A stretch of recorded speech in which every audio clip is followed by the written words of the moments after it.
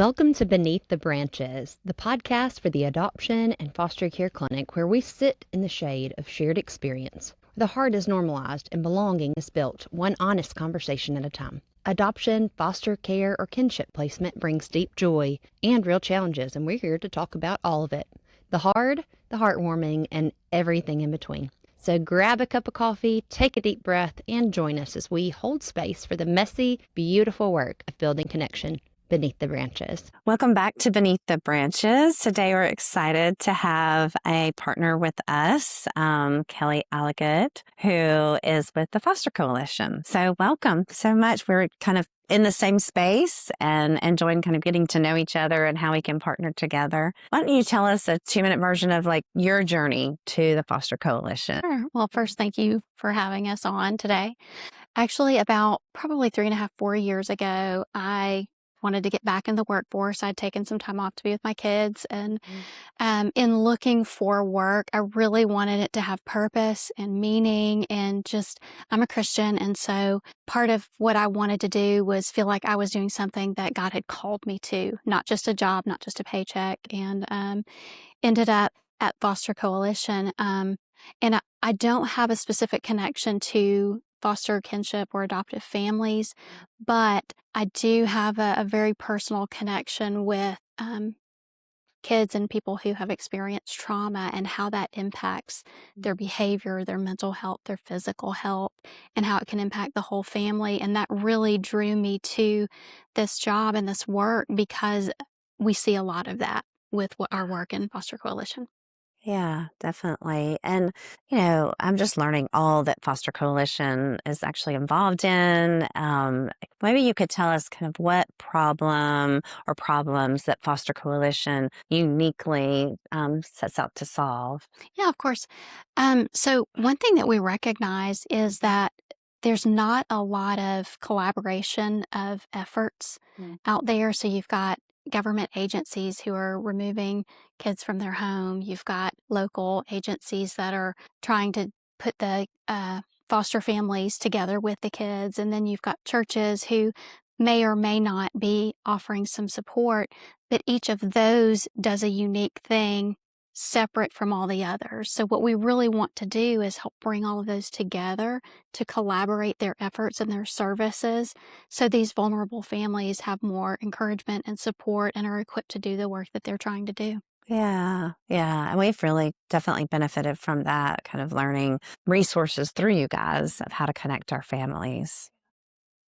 When we talk about these vulnerable families, what have you seen are the top 2 to 3 unmet needs of families who are fostering or doing kinship care? Sure. I would say probably for both of those, just not having the support and encouragement and not being equipped to do what they're doing. They just don't know what to do and how to do it. I would say that's probably number one across the board with these vulnerable families. Yeah, that's what we see here too. That's what kind of we exist for, because these families are taking a big risk and they're taking on a lot of work. Mm-hmm. And so we don't want them to feel alone. Like, hey, we can help equip you. Right, exactly. So we agree with that one for sure. Yeah, kind of along with that is seeing a lot of these young people, children, whatever their ages are, they have so much emotional, mental trauma, and it's affecting their behavior.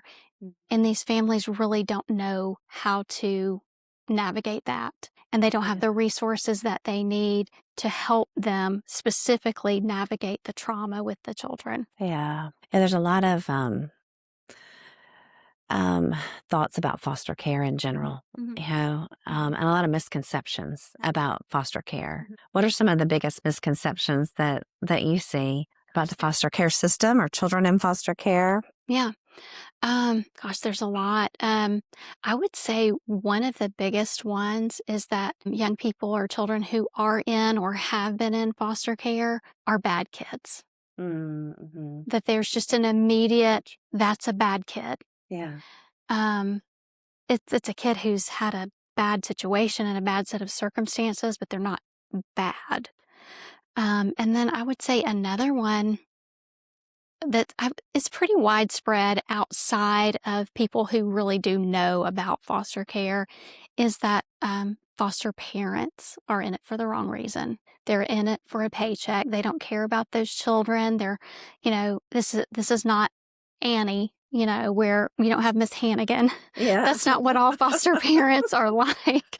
Um, many of them really do love these children and just want to offer them the care and support that they need while they're waiting, hopefully, to be reunified with their families, but if not, for at least some permanency in their home situation. Yeah. How often does reunification occur? Reunifying them with their birth families? That's a great question. If in the system they have a single caseworker, there's a 76% chance they will be renewed or returned back to their family and reunited with their birth family, which is Wow. incredible. That's a great number. If you add even just one more caseworker, that drops to 20% renewal or reunification. So, Wow, just by switching the caseworker. Why is that? well, each time you have a new caseworker, it is like starting completely over every single time. Yeah. I've heard of children who had 17 caseworkers. It's unreal, but the caseworker turnover, especially in Alabama, is so high. In 2024, it was 49%. So you're just not having the consistency with these families as their cases are being worked. To consistently carry it through, even though there's in theory, a 12-month window where some type of permanency is supposed to happen. That rarely happens because of the caseworker turnover. I see. Yeah, so that's like one of the supports that can make foster care reunification go successfully. Are there others that make it go successfully? Really having, and I've said this, but it goes back to support. The families having the support that they need, the foster families, but also the biological families. They need a lot of support as well. So many children are removed, not necessarily due to abuse or neglect, but due to poverty. Yeah. So many, it's that they just can't feed and clothe and give basic care to their children because they don't have the means to do so. So if there were in place supports for those families, we could prevent so many of these children going into foster care in the first place. Mm-hmm. Where are those supports? Where do you see, especially for the ones who are struggling with poverty? I would love to see a situation where rather than putting a child in foster care and paying a foster family to take care of a child because of poverty, that money could go to the biological family instead. And then, because if money is the issue, why can't that money go to the biological family? Right, yeah. Instead of paying someone else to take care of their needs, creating a trauma situation for the child because they're removed from their home. Yeah. Let them stay and be cared for. And you mentioned too that some of it's just lack of family support as far as how to handle behaviors or traumatic events that these children have been through. Their community supports for that. We like to offer that here. What are avenues that we as the Adoption and Foster Care Clinic can help support these families, either ones that are in the birth family, still in the birth family, or in foster care and kinship care? Honestly, you guys do such a great job with providing just holistic care for the family, not just the child. And that is so important. I think a lot of times we think just that child needs the help. And the reality is placing that, first of all, taking that child from their home, but placing them in a different family. It's not just disruptive for that child, it's disruptive for the entire family. And there's a whole new set of circumstances and a whole new normal when that happens. And really, the entire family needs the care. And so, what you guys are doing is just so valuable in that respect. Oh, thank you so much. Yeah, and we definitely see that if the family doesn't get that care, then that's what's causing these multiple homes that these children are going through. Yeah. Yeah. Because the families, if they don't feel supported and equipped to provide that care, they become overwhelmed and they often just stop fostering altogether because it's so hard. And it is. It's hard work. It's hard work. It is, definitely. And that's one of our goals, is to help keep that turnover from happening. We kind of started with the foster to adopt families because we were just the adoption clinic. Do you know what I mean? And before we started being involved in the foster care, kinship care space. So we kind of thought, let's start with something we know just to help the families that are intending to adopt from foster care, help them be successful. Because a lot of times families will get in and have say, okay, we're going to foster to adopt, and then it's just overwhelming and they're not able to, so to prevent another failure of placement through those. Hopefully over the years, we'll slowly back it up and be more with the foster families that don't have the intention to adopt, but reunification is the goal. And with birth families as well, help doing parent coaching and things like that. So Oh, that's such little by valuable little. work. What other things is Foster Coalition involved in? Y'all have your feet in a lot of different things. We do. And that's kind of the hard part of it is deciding what to do because there's so much to be done. One of the things that we do is we do have a support group for grandparents who are raising their grandchildren. That's kind of a unique set of circumstances because they're not only dealing with becoming parents again at a much older age, there's also just struggling through whatever caused them to need to be raising their grandchildren in the first place. Was there a death of their children? Was there incarceration? Was there abuse? Whatever it was that caused them to be in that situation, they're also dealing with that. So there's just a lot that group is uniquely challenged with. And so that we have a weekly support group for them. And we've sent several people to that, and it's just been amazing. That's just a wonderful support for them because you're right. And this is not something they chose to do. Right. So it's a different group of people than the people who's like, hey, sign me up for foster care, sign me up for adoption. Right. It's a different They're group. willing to do it. And very willing. And most often are find that it is rewarding in a way they never anticipated. I think. Yeah, that's what we see too. Yeah. But like you said, they didn't choose it. And so that too is part of what they deal with is like, hey, I thought I was going to retire. In fact, Paul Berry, our founder, that was his circumstance. He retired about a week before he ended up with his 3 granddaughters. He's done a fantastic job with them too. So he really has. And has usually really used that experience to mold this ministry. Yes, absolutely. And just in his own unique struggles of trying to find resources and how to help his own grandchildren and him and his wife to navigate their new situation, realizing it was really hard to find them. And if they had the means to find those resources and couldn't find them, how much more difficult would it be for people who didn't have means and time like they did to be able to find those? Because I see a lot of the grandparents, especially that are doing kinship care. It's hard to find that support system because their same age peers are not doing the same activities. They're not going to the ball field with the little kids. And not having the primary caregiving that day-to-day homework and things like that. Right. It's so different to It's be so in your different. 70s and you're taking kiddos to cheerleading practice and t-ball games and things like that. And they also many times have their own health issues as they're getting on up in years that make it really difficult to care for the children. Yeah. It's just a very unique situation.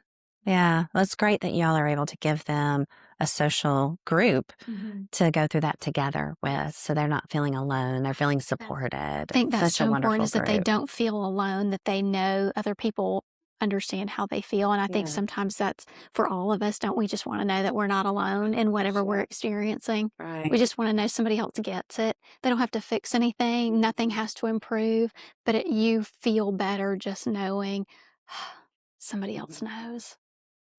And that they have similar difficulties that they're dealing with. I had a foster grandmother in here yesterday, and you're just talking about the judgment she feels from the community about her grandchild's behaviors. and they don't understand the background of the child and the trauma the child's been through, and that these behaviors are just a natural result of that background. And having other grandparents that get it is so powerful. Well, and what you're talking about is one of the reasons that we do the training conferences that we do. Yeah, tell me about those. Yeah, a couple of times a year we do a trauma-informed training conference, really just to help, whether it's foster, adoptive, kinship families, advocates, professionals, ministry leaders, to understand trauma better, what it is, what it looks like, how it can manifest in behavior, and some things that you can do to help with that. So those are what you don't know what you don't know.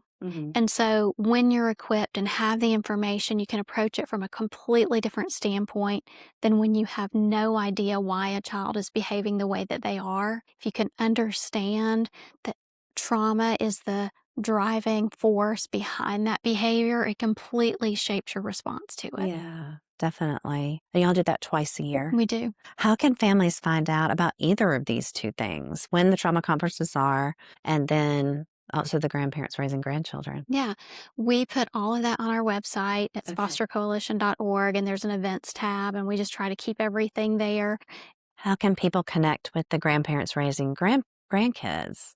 With that Support group group, specifically. Again, you can go to the website, to the events page. It is there, but you can also directly email Paul at fostercoalition.org. He handles all of that and specifically communicates with them. So that was a way as well. So I'm sure there's other things that y'all are involved in. Tell me more. There are. We do a monthly training event. We partner with Created Ministries. They serve former foster youth and those who are about to age out of the system. And what we do with them is provide some life skills training. It's over the course of 8 months. Once a month, we get together and we talk about things like trauma and the brain. We talk about women's health. We talk about things like financial literacy. We talk about insurance, buying a car, interviewing for jobs, things like that, to help them transition to independent living. Because I think you were telling me before that there's a lot that's available to aging out teens from foster care that they just don't even know about. Yeah. And y'all are providing that information. Connecting them with that information. Yes, absolutely. Yeah. This is a crazy statistic to me, but around 3% of young people who age out of the foster system go to college and get a degree. 70% say they would have had they known there were resources available to them. And guess what? There are. There are resources for them. In Alabama, you can go through ilconnect.org and find resources that talks about how to access what's available for former foster youth. And depending on, there's some requirements, but they can get college paid for. They can get housing paid for. There are things like that that are available if they just know, and a lot of them don't. What was the website they can go to? ilconnect.org. ilconnect. Okay, that's great. Yeah. That's wonderful to know about. And so y'all are helping them, connecting them with those things and getting them ready for life beyond foster care. Right. We're able to serve some of the young people at Grace House. They have come to a lot of the trainings that we've done, and it's really amazing to see from the first to the last class how we're able to connect in a better way with these young people and how they respond to the information that they're learning, and they're walking away from it going, wow, this was really good. This was really helpful. A specific thing we talked about was debt and how the snowball works, if you're familiar with that concept in debt, and how to pay off debt. And unfortunately, a lot of these young people end up with debt that's not theirs, really. It's not even their own fault. Somehow a family member saddled them with some debt they were not prepared for, didn't know about. And so they're having to deal with those kind of situations, and just learning some basic things about budgeting and finance and things like that were so helpful to them. It is so rewarding to hear them say, oh my goodness, that was so great. I loved hearing that. That's so helpful. Wow, that's amazing. Because without support, tell me Do you know these statistics? You may not know them off the top of your head, but what happens to aging out foster youth without support? Without support, immediately when they leave the system, 20% are homeless. Just the day they leave the system, they are Wow. homeless immediately. Because imagine, they don't have support. Where are they going? Right. Yeah. A huge percentage, I want to say it's around 65% of trafficking victims that are rescued Yeah. say they were in foster care before. I want to say around 70% of those that have been incarcerated say they've spent time in the foster system. So this is what happens as a result of kids aging out of the system without support and without care. Right. Yeah. How can we help? Hmm. Wow. Um, Part of it's legislation. Yeah. Okay. That's a piece of it we can't do anything about, but a huge piece of it is helping to equip these young people with the resources that they need, making sure they get the tools in their hands of what to do next. It's churches providing support and resources for those young people so that they do have a place to connect and a place to go. And um, working out things like transitional housing is really important for those Yeah. young people. There are so many things. Yeah. Yeah. It's interesting to hear it from like another different organization. We have the ways we help, but to hear yours is very global, and very helpful in so many arenas. This may be a harder question, but if you could hand every new foster parent a single page to-do guide, what would be on it? Oh gosh, that is a tough question. First of all, I think on it first of all, they need way more than a page, but I think I would put some very practical information of resources that they are going to need, whether they know they need it or not. Oh, that's so helpful. Like Yes. you guys, like um, doctors, dentists, counselors who take Medicaid, Got it. that kind of thing. And then maybe even more importantly than that would be support options for them, whether Okay. it be church ministry support groups or other support groups that support foster adoptive kinship families. Without support, they're not going to continue doing the work that they're doing anyway. And so it's so important that they have that connection and support that they need. The other will come. Mhm. But if they don't have the support, the rest of it isn't going to matter. So true. So true. And it's such a huge task. It just takes all of us to accomplish this task. Yes. We're not all going to be foster parents. Right. But But we can all do of something to us help. can do something to support them, to make the burden lighter and help them to continue to do what they're doing well, Right. and give them the support to do it well. Right. There's so many ways we can help. Yeah, and I think sometimes we don't think about it can be something as basic as, double one of the meals you cook for your family each week and take it to a foster family. Yeah. They have some challenges that we don't have in our homes. Yeah. So if that's something you can do that. Yeah. Can you offer to mow their grass? Can you offer to sit with their children for just an hour? Right. And let them, if they just want to go sit down on the back deck and you just be in the house, but they just get the quiet. There are small things that make a big impact. Yeah. Yeah, I would agree, definitely. And then just knowing that helping them connect to these support groups is huge. Yes, Because yes. not there are Facebook groups of families who foster, but having all these in one page is so helpful. And you'll have some on your website too. We do have we have lots of resources on our website. Yeah. But yeah, anytime if there's something that somebody's looking for and you don't find it on our website, please call us or email us and ask us. If we don't have it readily available in front of us, we'll find it, get it to you. Yeah. Yeah, y'all are great at helping connect people. So we really That's a appreciate huge that. part of our heart. We Yeah. really just want people to have what they need to be successful in it. That's just Yeah. so important. What's on the horizon for Foster Coalition next 12 months? Okay. So a couple of new things that we are getting started with in 2026. I guess technically we're starting one now, but one is impact groups, and that is a way for people who are interested in learning more about vulnerable families and how to support them to be able to connect and do that. So we're going to be meeting once a month. It's a regular ongoing meeting the last Wednesday of the month at Melt in Hoover at 1 p.m. And we're going to come together and talk about what your interests are with the foster system. What gifts do you have? What do you see yourself doing? What passion do you have that you want to pour into this? And then plugging you into that specific thing. Powerful. So that's what those impact groups are. And then another way that we really are hoping to move the needle is doing quarterly networking events for agencies and organizations starting in 2026. And what we want to do is just bring together advocates for foster, adoptive, and kinship care to be in the same room and get to know each other and talk to each other. And how can we work together? How can we pool our resources? How can we connect with one another to serve these groups better?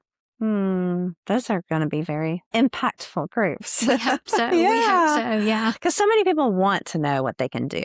You know, like it feels insurmountable to even start. How do I help this, the people that are impacted by this system, birth families and foster families? It feels like, gosh, I don't even know where to start. And so we end up just not doing anything. Exactly. Right? Exactly. And that's kind of what we want to do with those impact groups, is give people a place to start, to plug in, to figure out. And you don't have to come in knowing exactly what you want to do. We can help you navigate that. We want you to come in and say, I don't know. I don't even know what my gifts are, but I want to come in and I want to do something.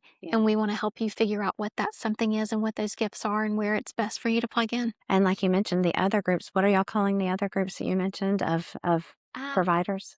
It's a networking event. We haven't given it a title yet, but we're still kind of in the phases of designing that. But yeah. Yeah, because that'll be really helpful because a lot of us are all doing similar things, but yet, not everybody can do everything well. So you want to do what you do well and then refer to somebody else who does that area well. Absolutely. So that we can support each other and come together for the good of these families. We've found too that a lot of these different groups don't know about the other ones, right? Or don't know what they do. Maybe they've heard of them, but they don't know what they do. And so that's part of the reason for doing something like this. It's just education among those agencies and organizations, so that if you have a need that you guys don't meet, that you go, gosh, I wish I knew somebody who did this. Hopefully you will. That's wonderful. Well, this has been exciting to kind of hear more about your heart and how we can partner better with Foster Coalition. Oh, thank you. And we'll say the website one more time. It's fostercoalition.org. Easy. Great. So you guys reach out if you want to learn more, if you need support, or if you want to financially support Foster Coalition. I'm sure you guys need it just like all the rest of us. We do. Yeah, absolutely. We will take it. Okay. Well, thank you. Thank you for joining us. And thank you guys for being here beneath the branches. Thank you for joining the Adoption and Foster Care Clinic for another episode of Beneath the Branches, a podcast for adoptive, foster, and kinship care families. We are deeply grateful to our sponsor, Show Hope, for their generous support and their continued work to break down barriers to adoption and support families every step of the way. Until next time, may you feel covered, connected, and never alone beneath the branches.